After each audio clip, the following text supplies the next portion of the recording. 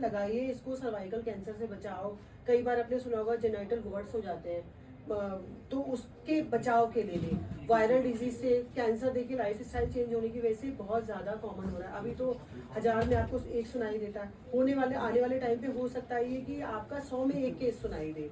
और हमारी जो बच्चियां क्या होती है, ये आपकी जनरेशन को आगे लेके जाती है। भाई बच्चियां स्वस्थ रहेंगी तभी तो स्वस्थ जनरेशन को आगे लेके जाएंगी। इसी वजह से बच्चों की हेल्थ पे गवर्नमेंट सबसे ज्यादा ध्यान देती है। तो अभी हमारे गवर्नमेंट का शेड्यूल आया है HPV वैक्सीनेशन का। अगर मेरी डॉटर नहीं तो मैं सबसे पहले लगवा के बच्ची को खड़ा कर देती कि भाई देखो मेरी बच्ची ने लगवा लिया है, मेरा बेटा है। बॉयज के लिए भी है, लेकिन बॉयज के लिए इंडिया में नहीं आया है क्योंकि बॉयज भी तो कैरियर होते ही है ना, तो इसलिए अभी गर्ल्स का है। गर्ल्स में भी पर्टिकुलर एज हमने वही वाली ली है 14 to 15, क्योंकि आपका बिफोर जो कोई भी रिप्रोडक्शन होता है या कोई भी बच्ची जैसे आपका वो फेज शुरू होता है, उससे पहले ही ज्यादा सेफ होता है लगाना।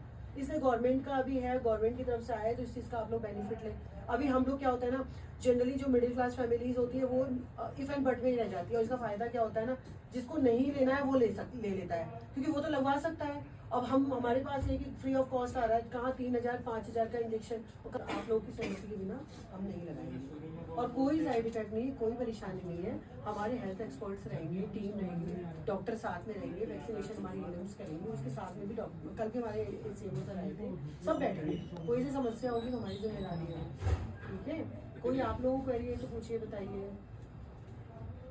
कई लोग तो लगा भी चुके हैं सोसाइटी में। दिक्कत है कि मतलब कल के दिन बच्चों को कोई दिक्कत नहीं नहीं। आप देखिए, हमारी कई एक कम्युनिटी ऐसी है कि उनके मन में मिथ है कि शायद ये लोग ऐसा है कि जनरेशन को रोक, ऐसा कुछ नहीं है।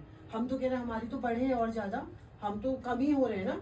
तो ये सब चीजें तो खैर मैं अभी नहीं बोलूंगी, लेकिन आप इन सब चीजों को दिमाग से निकाल दें। हेल्थ से रिलेटेड कोई इशू नहीं है। कई मतलब वो रिमर उड़ाए जा रहे हैं कि इस टाइप का प्लान गवर्नमेंट का है, क्योंकि गवर्नमेंट ऐसा क्यों करेगी, ऐसा कुछ नहीं है। मेन गर्ल्स सोचिए, हम लोग की जो हमारी पोस्टिंग है 0 to 19 स्कूल हेल्थ पे ही है। हम OPD पे ज्यादा फोकस नहीं, सिर्फ इनकी हेल्थ से रिलेटेड इनको देखना, इनका चेकअप करना। पूछिए जितने बच्चे 12 तक हर ईयर हम आते हैं ना, हर साल आते हैं, हेड टू टो इनका चेकअप करते हैं। कोई अगर इलनेस दिखती है, कोई ऐसी डिजीज दिखती है, इनको रेफर करते हैं।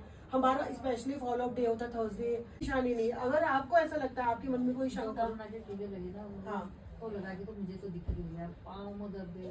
हाँ कई लोगों का है, मतलब क्यों हुआ होगा, पहले नहीं था। मैं ऐसा होता है ना, देखो नया बहुत दर्द, उसमें नहीं उठ पा रही हूँ। नया वेरिएंट नहीं वो हमको ऐसा लगता है। कभी कभी हम क्या कहते हैं ना, यहाँ दर्द को रिलेट भी करने लग जाते हैं। हो देखिए 4 साल पहले कोविड आया था, उस समय हमें वैक्सीन लगी। 4 साल बाद हमारी एज भी तो आगे बढ़ रही है, हो सकता है एज रिलेटेड हेल्थ इश्यूज हो रहे हो और हम को रिलेट कर रहे हैं कोविड की वजह से। ऐसा नहीं है, कोविड ठीक है थोड़ा सा उस समय था, कई लोगों को था, अभी मेडिकल ये भी कर रहे थे कि जिसको 3 वो लगे हैं कोरोना के ना, मतलब वो इसको बीमार हो रहे हैं। नहीं देखिए, कोविड का जो वैक्सीनेशन हुआ अभी मेडिकली कोई प्रूफ नहीं हुआ है कि उसके साइड इफेक्ट थे।